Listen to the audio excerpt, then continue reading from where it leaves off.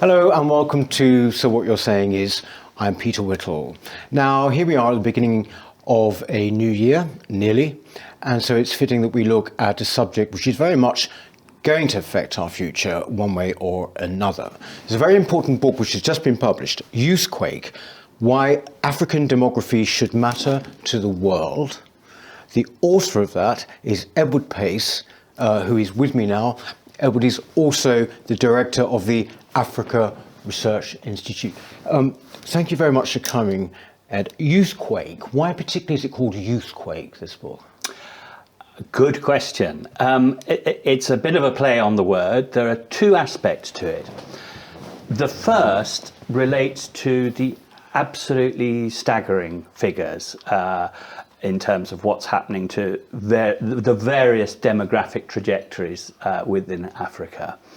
By 2050, the African population will have expanded by a factor of about 10 to 2.5 billion over the course of a century. Now, over the period of Asia's fastest growth, it increased its population by about 4 times. So you will sometimes hear, and this has been a phrase recurring over many decades, you will hear people allude to a population explosion in Africa. But in fact, the rate of growth has been high since the 1950s, and therefore it seemed to me in finding a title for the book that this was a much more seismic move than an seismic development than an explosion. And it continues now. I mean, there is no sign at the moment of growth tailing off. So just to put that in context, by 2050, Africa will account for about a quarter of the world's population, as against less than 10% in 1950. The second aspect, which we can come on to, uses the term as in an insurrectionary context. And what are all these young people going to do about this situation? So when you talk about young people, because we often discuss now aging population, say, for example, in Europe, what is the median age then, if you can give us an idea? I mean, when we, because this is a young population, isn't it, in Africa? It's a very young population. I mean, if you look at Nigeria alone, which is the most populous country on the continent, then about 2/3 of the population are below the age of 25. So if you're looking, the relevance of this in part is that if you're looking forward, you have an extraordinary demographic bow wave, as it were, here. You have a certain amount of growth that is absolutely baked in just by the age structures you have within society and people's existing reproductive habits. But Nigeria aside, if you look across the whole continent, and there is variation obviously, but for the whole continent, the median age is just below 20. We're up in the 40s now, I think, here. So still a very young continent. And going back to your original question, these kind of indicators have now not changed for decades. The median age has been below 20 forever, and in some countries, in the Sahel, for example, and even in Uganda, it's 16 at the moment.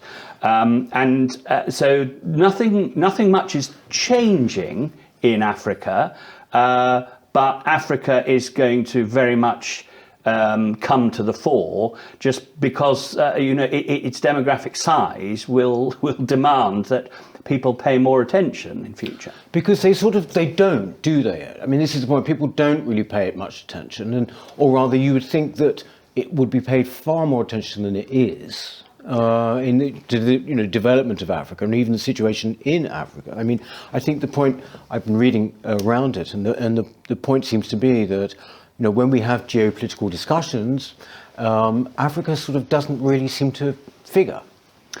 Absolutely. And I don't know how this will change, but it has got to change.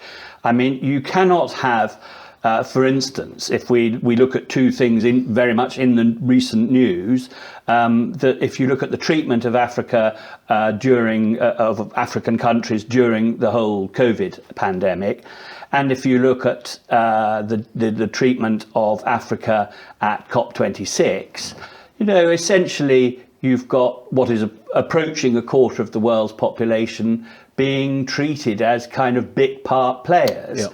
And I don't know how this will change, but if you look at our country, for example, it would be perhaps a sign of intent that ministers for Africa are not only there for 3 months in future, and it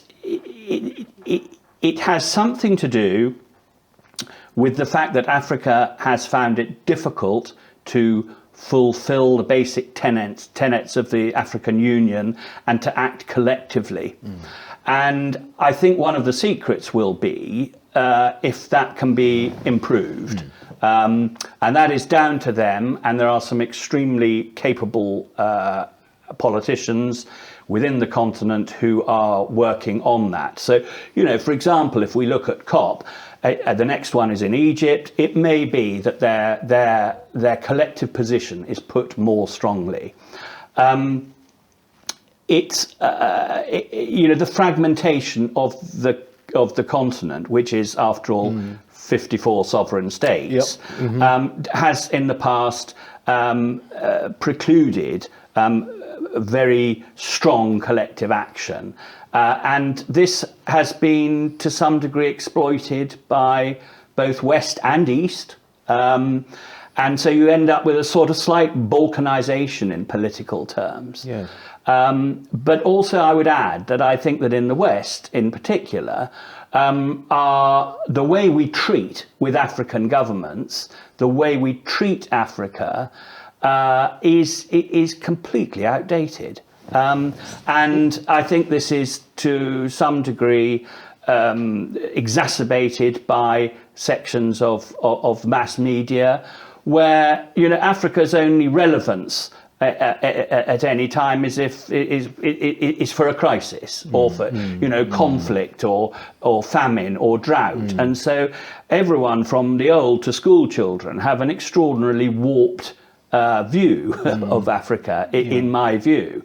And I've always been a great advocate for more education in our schools, but whether it's contained within religious studies or history or whatever. Just to give, if you go to a school to give a talk and you ask children for an image of Africa, they will generally say something about starvation or fighting. And this is a huge continent. We forget this. 54 countries and a landmass into which you could fit China, India, Europe, Northern America, Japan, and there it sits, kind of in the middle of the map. And most people in the West know absolutely nothing about it. I mean, I think most people would be pushed to name more than 8 or 9 countries. Oh, if that. And my argument in it, I don't have all the answers for, but we need to start by actually accepting the point that this size in terms of demography and the importance of the continent to issues like climate change mean that Western governments and Western broadcast media in particular have to devise a way to be more informed and more informative about the continent. Because, let's move on from 2050. Demographic forecast projections 20 or 30 years out on a global or continental level. The record's been pretty good from the leading demography houses. If we get to where we're and where it is anticipated that we will be in that time frame, which is a global population of about 9.5, 9.7 billion against 8 which we will reach in January 2022. Really?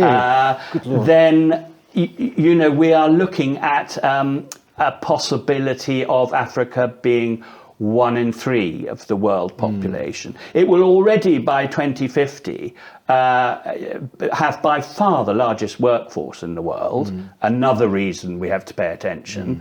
1/3 of the world's youth, which is an age category between 15 and 24, will be African. These are things that are going to impact every aspect of life you or I could think about, Peter. I mean, from the development of the 4 big formal religions, Islam, Anglican Christianity in particular, but Catholicism as well. Language, by far the majority, 85% of French speakers will live in Africa. Anything you could, fashion, sport, it will, but above all, perhaps, the big issues like geopolitics, global trade patterns, etc. You mentioned there are religions. I think that's something that sort of rather leapt out at me in the book. That in Christianity, for example, whether it is Anglicanism or Catholicism, Africa could overtake, say, South America, and actually become the centre, couldn't it, for Christianity? If it isn't there already, yes, absolutely. I think that. That's a very good question. A very good issue to raise, because I think conceptually we have to start thinking. Let's take Anglicanism. There must come a point at which African churches will start flexing their muscles more, rather than kind of not being dictated to, but taking a lead from the church in a small island to the north of the European landmass, where the Anglican Church is in complete decline, as far as one can make out. These are the sort of things, I think, if I come up with any conclusion of the book, rather than just the presentation of the figures, it is this point of having to reimagine Africa. And the point you raise, the issue you raise about Anglicanism, it is a really good one. Economists would say to you, well, we've got to think harder about this because of the number of consumers. This is potentially an absolute mega market. I think, just on the religion point, it almost goes without saying that there will be an African Pope, for example, at some stage in the next century. If this is if you're to reflect the situation, the religious situation. This is speculation, I suppose, really, Edward. But do you think that that means as well that we might see that cultural influence being quite a conservative one? I mean, in terms of religion, for example, Africa tends to be seen, I don't know whether it's right or wrong, as being certainly on the very conservative side of Christianity. I think in general that is true. Perhaps no conversation about the church, about the Christian church, is complete without mentioning the immense popularity of Pentecostalist churches. And Nigeria and Kenya in particular, I think that a great many of my friends and colleagues who I've worked with over the years at Africa Research Institute have been Pentecostalist. Abiy Ahmed, the leader of currently a troubled Ethiopia, is very much a Pentecostalist, and that is an interesting development in a country where the Orthodox Church, the Ethiopian Orthodox Church, is so strong. Yes. As a generalization, churches of all faiths are quite conservative, and you can see this in the everyday narrative relating to homosexuality and many other rights issues. There are many rights issues about which African societies think rather differently to perhaps the dominant narrative in this country now. Before we sort of go further, can we give people a picture, when we're talking about enormous fertility, and here we are in a continent which basically, to all intents and purposes, appears to have stopped having children. That's often how it looks with Europe. But there are obviously other parts of the world, it's the same situation in Japan.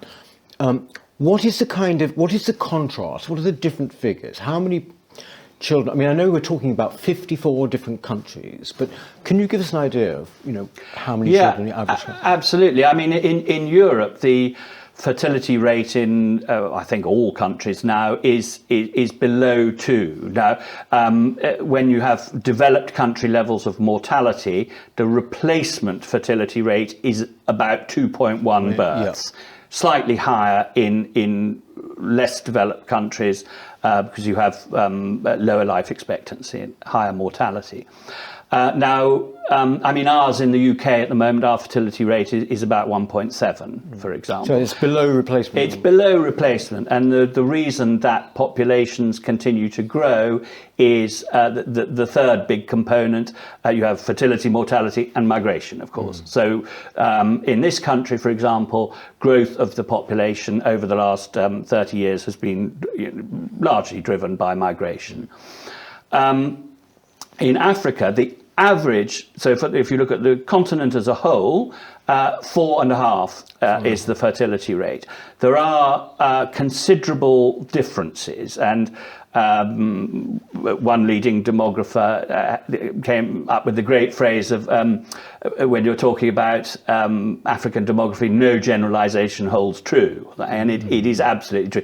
We have to inevitably talk sometimes in terms of generalizations. But to break that down, in the northern African countries on the Mediterranean coast, fertility is between 3 and 3.5. So they're on their way through or nearing a replacement level fertility. The interesting thing there, which is also fueling further growth, is that that fertility appears to have stalled in many countries at about 3 rather than continuing to fall.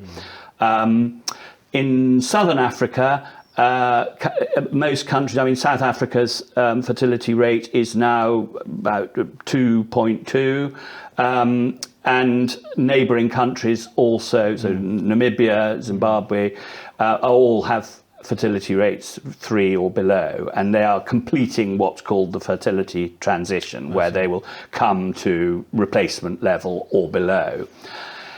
The picture in the middle is very different. The two real engines of growth, because of their current size and also their fertility outlook, are Eastern and Western Africa and Middle or Central Africa. Right. And in Eastern and Western, the fertility rate is closer to 5 at the moment, right. 4.5 to 5. Right. And there are few exceptions in any of those 3 regions. So where does this end up? It means that Eastern and Western Africa will each have populations larger than Europe by 2050. We can say that now with some certainty. By 2050? By 2050. So that's how big these regions are. It is an extraordinary phenomenon in a way that this is something that is not really, as we said, discussed particularly. Certainly not in the West. There are certain kind of quite, I suppose, cliched reasons that are put forward for populations going down. And one, for example, classic one is the education of women, that this changes people's behaviour. And also, for that matter, urbanisation, things like this. From what I can see in your book, but it seems that hasn't made that much difference. Again, I'm talking about Africa. I'm sure there are huge variations. Is that right? But that's absolutely right. I mean, two aspects. One, why has it gone under the radar? Well, as you and I can remember, in the 70s, 80s, and 90s, the population explosion was a big thing and a big political issue. So if you go back to the 70s, then you had this notion that all high fertility, rapidly expanding countries, in Asia in particular, were liable because of the poverty that this would supposedly generate or replicate. They were all potential commies, to coin a phrase. So, I started this book and it was a sort of deliberate marker, in a sense, 50 years from the publication of Paul Ehrlich's great The Population Bomb, 1968, which was a bestseller, has sold millions of copies, and Paul Ehrlich still going strong and predicting the imminent sort of implosion of the human race.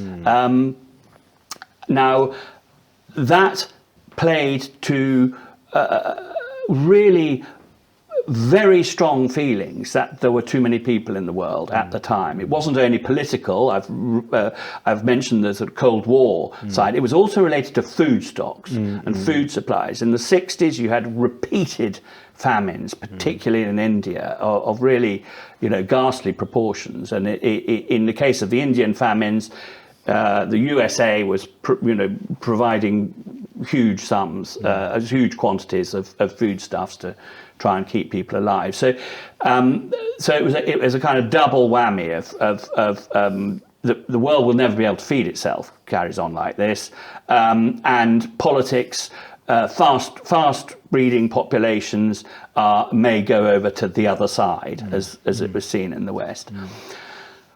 But in the 90s, the idea of a population explosion kind of fizzled out and started to be considered taboo. Part of it was because fertility had fallen very fast in Asia, and people were slightly blindsided by Africa because its population was smaller than Asia's. And there are a number of other reasons we could come back to as to why it became a taboo. But the mention of explosions or aggressively disseminated family planning programs, etc., became taboo. And this was at the same time as we had the HIV crisis. Funding through the 90s was transferred from supporting fertility programs to tackling HIV and AIDS, which Africa was, tragically affected by. Is it still, by the way, a crisis, HIV? Well, yes, it is. But the retrovirals and so forth are readily available. Right, so treatment is available in any country. So mortality rates are it's clearly in some countries still an effect on mortality. But that said, life expectancy is rising pretty fast everywhere.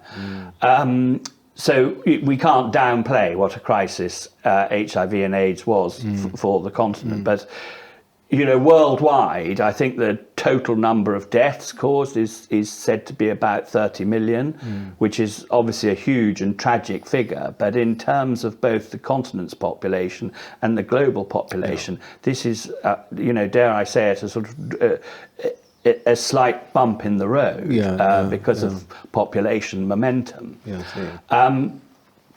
Now, in terms of these, another you alluded to quite rightly to another aspect. There was a feeling around the same period, 90s, early 2000s, that actually with the increase of education, particularly of women, and urbanization, all these factors which were associated with, I underline the word, with falling fertility in Asia, could also be detected in Africa.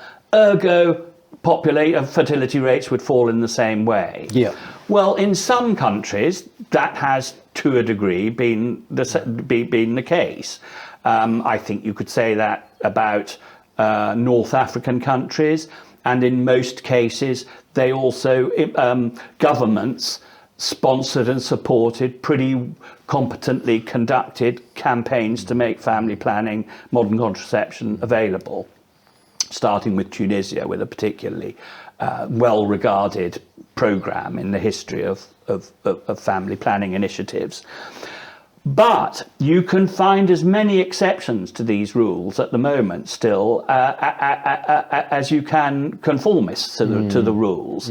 I mean, for example, well, it's very common to hear people say, oh, you know, I was in a cafe in Nairobi last week and talking to these, you know, really bright young women who come out of the university, and they all told me that they won't have more than 2 children.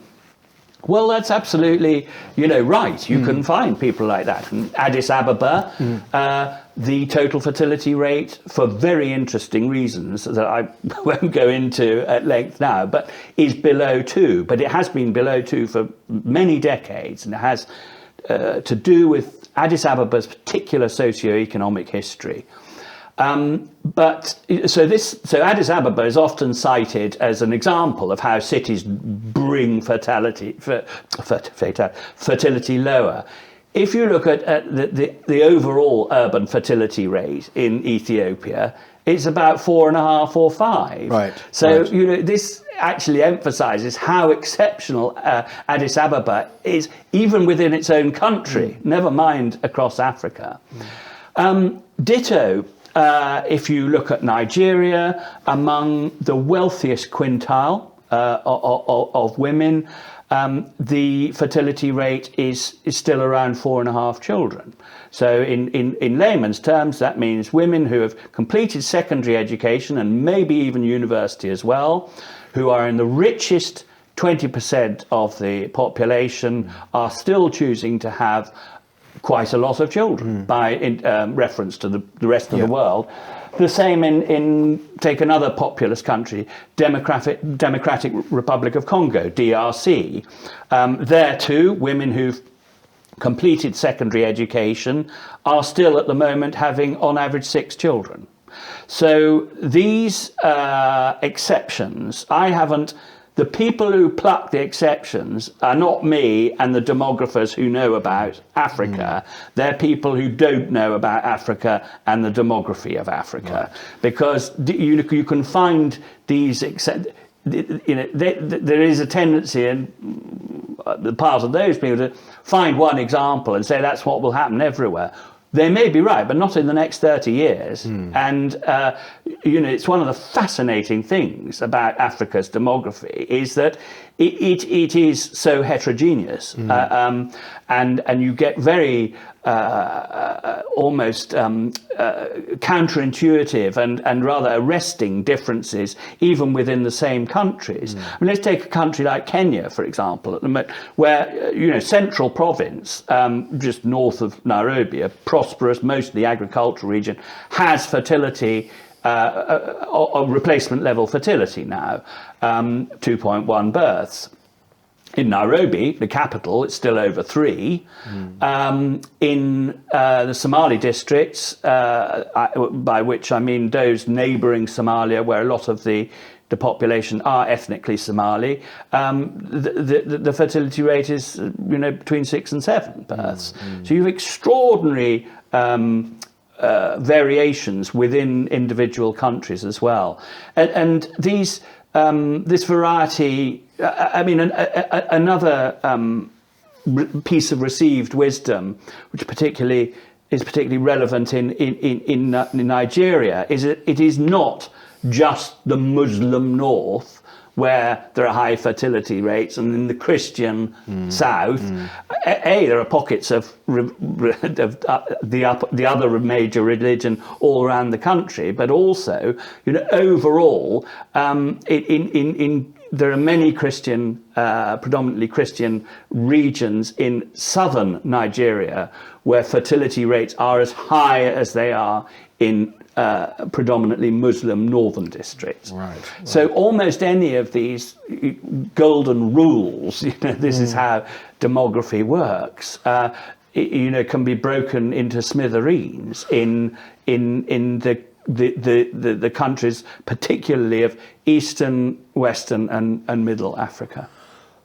What are the implications, do you think, for a country like Britain?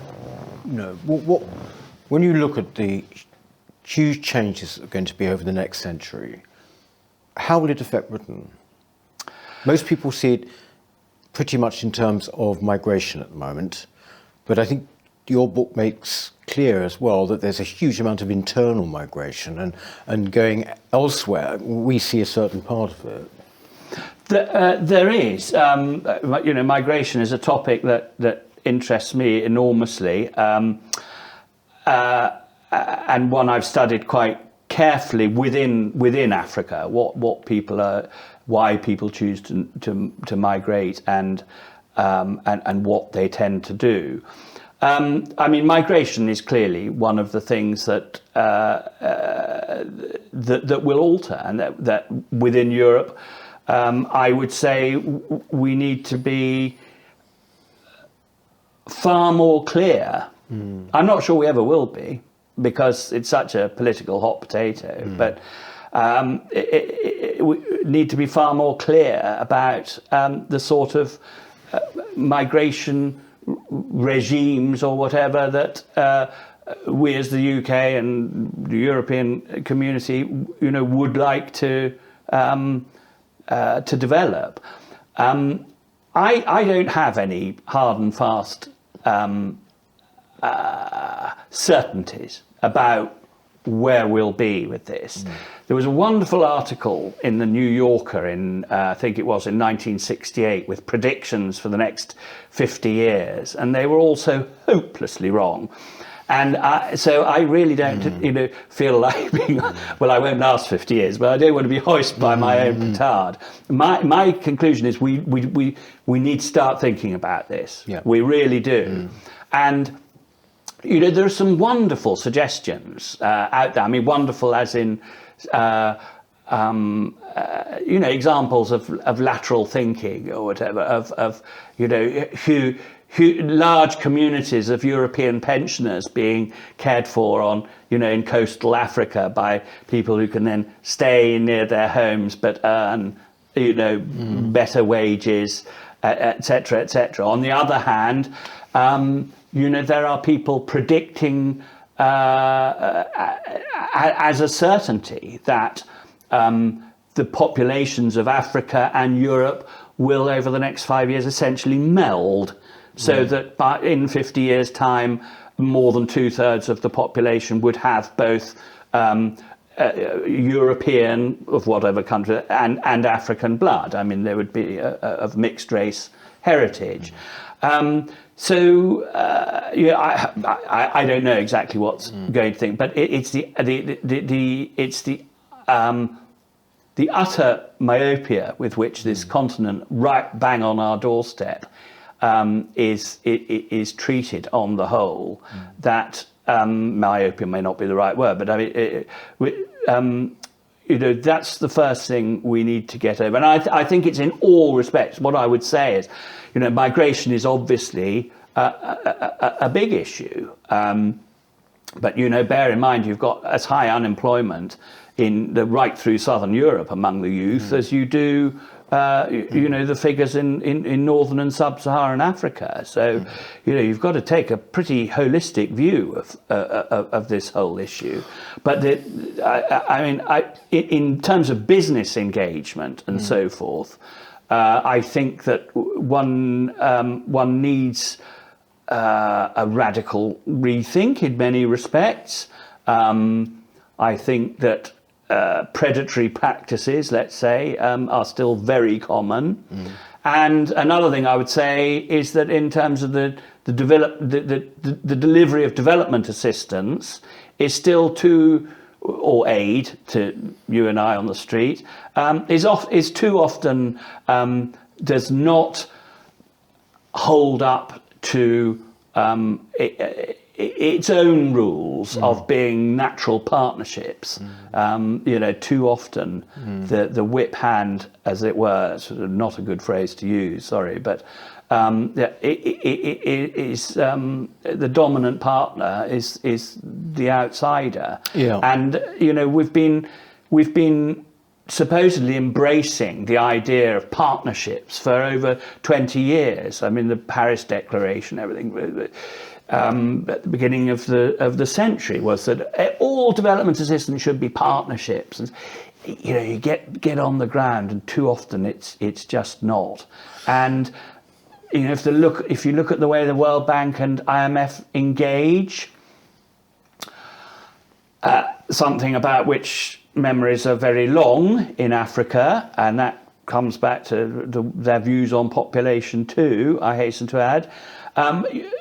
Things have changed, but I would say attitudes are still outdated. If you have a hugely young continent, which tends to imply also, therefore, there's a level of dynamism that could, be utilised. Is that happening in Africa? Or do people still want to just get out of Africa? If you've got a young, maybe more educated population, presumably that would lead to greater prosperity, to improvement generally.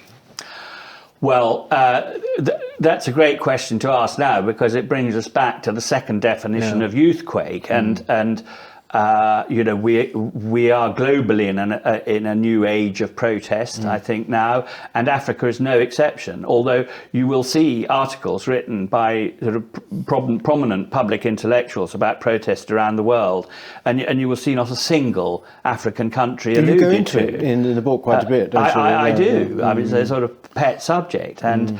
Here we are. We have this most extraordinary uprising in Sudan that has just passed its 3rd anniversary, where the young and women in particular are saying, no, enough is enough. And it has proved, even for the military, impossible to basically completely grab power back. Now, that was very rare 30 years ago. It's becoming increasingly common. In Africa, without wishing to generalize too much, but you are, because of the enormous number of young people who are now more educated, and they are much better connected, not only within their regions but globally. It really is the age of protest, and even the most cynical old guard are finding it harder and harder to tackle and counter the innovative means of protest with which the young are coming up. Now, why are they? Because of hopelessness. In this decade, about 250 million young Africans will reach working age, 15. They have about 750 million at the moment within the working age, 15 to 64 years. So that's roughly the population of Europe, to put that in context. Now, these 250 million youngsters who want a job, let's call it 20 million a year, round it down. Throughout the continent, about 3 million decent jobs are being created every year. And that's throughout the continent. Throughout the continent. So you've got a vast deficit. And for the remainder, they're either having to join the hustler economy, essentially, anything from selling phone cards to endless short-term on-the-hop type jobs, very unsatisfactory indeed if you are a qualified engineer, or you have an engineering degree or a law degree, or whatever. Now, in the past, agriculture has acted as the sponge, and in most countries it still does, but it's extremely questionable for how long family holdings are becoming smaller on the whole. Agricultural productivity is increasing. It's one reason that foodstuffs are. There hasn't been the food crisis in Africa that was predicted in the 70s. And of course, most young people don't actually want to, if they've been educated, they don't want to remain on a family smallholding for their life. Their horizons are wider than a generation ago. So this question of, this is the other Youthquake, not just the seismic surge of numbers, but also this sort of sense of this rattling sense of discontent.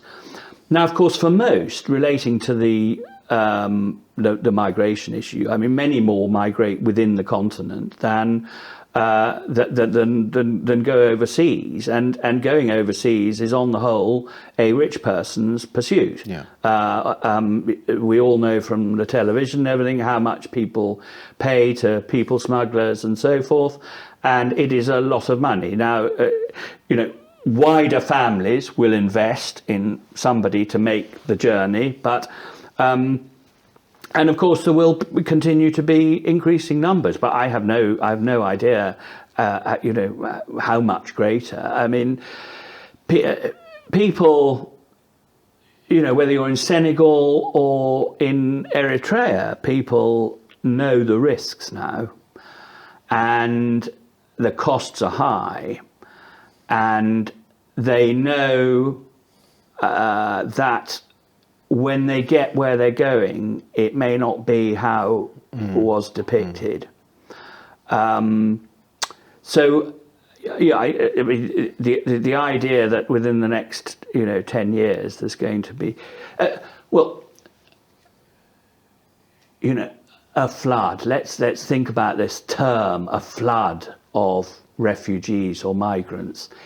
In terms of where they're coming from, these are tiny drops, not a flood. I mean, if you look at 2015, what is constituted to be a flood in European terms in political circles? You mean the in Germany? Yeah, absolutely. A million is,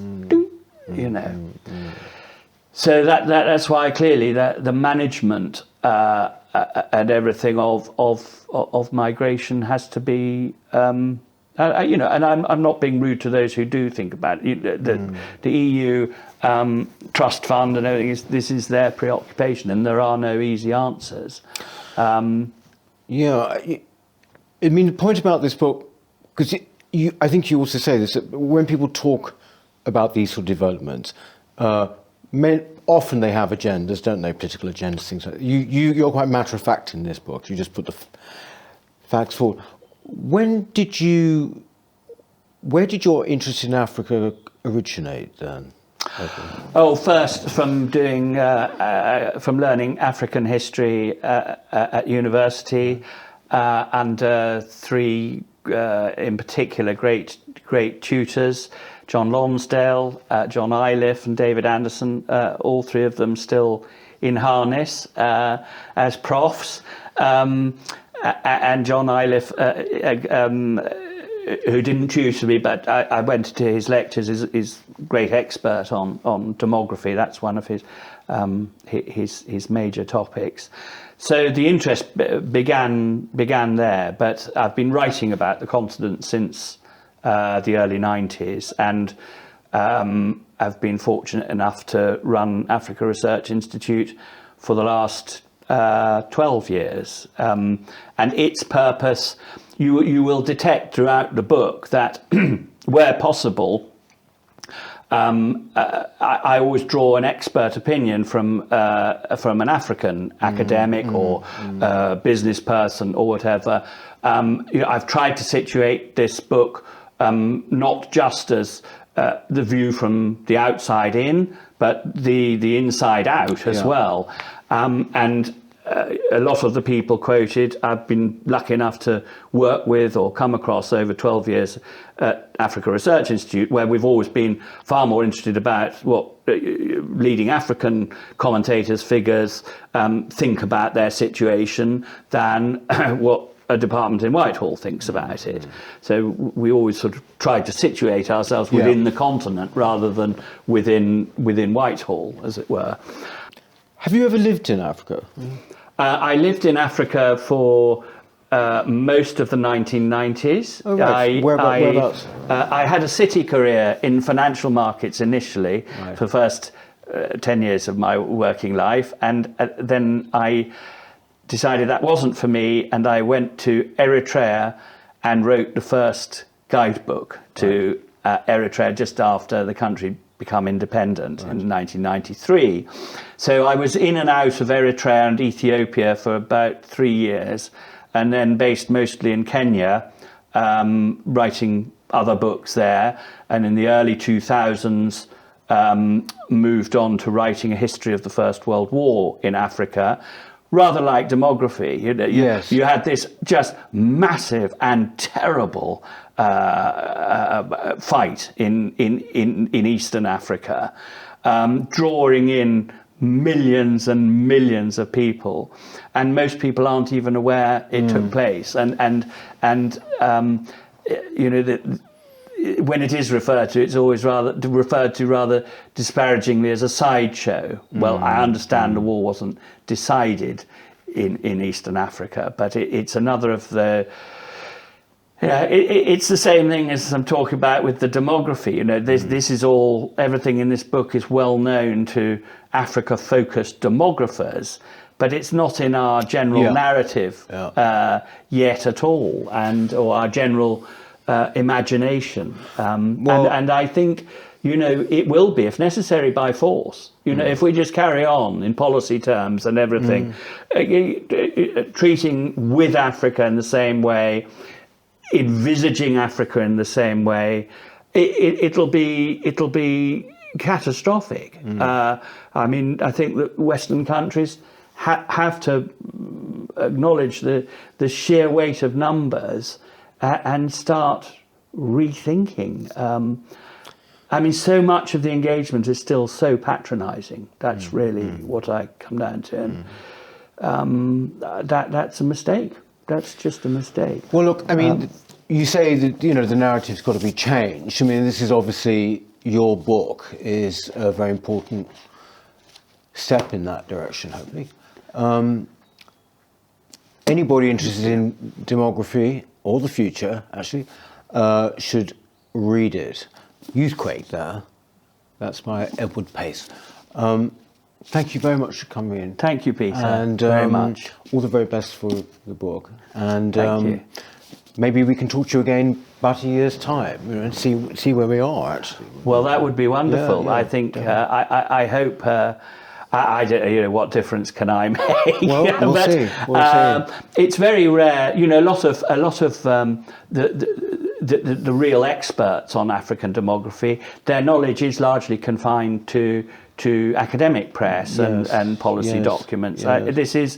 I realise this book is not a sort of potboiler, but it was involved a concerted attempt to make it for a general reader. Oh no! And so it's for anyone interested in Africa, which, as I say, I think we all ought to be. Yeah.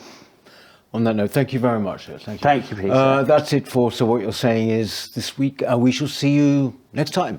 Thank you. Hello. If you're enjoying the New Culture Forum channel and you believe in our mission, may I invite you to join our membership scheme at the link below or on our website, newcultureforum.org.uk. Our work is more important now than ever, and we have great plans ahead for the future, but we can't do it without your support. From as little as £3 per month, you can help ensure that we continue on our mission. As a member, you'll receive a range of benefits, including access to exclusive content, invitations to our private events, including here at our studios, free copies of our books, and much, much more, including, of course, our famous NCF mug. If you aren't able to become a member, then please help us by clicking this button and subscribing to our channel. It's completely free. Just remember to also click the bell icon so that you can get notifications when we post new videos. Thank you.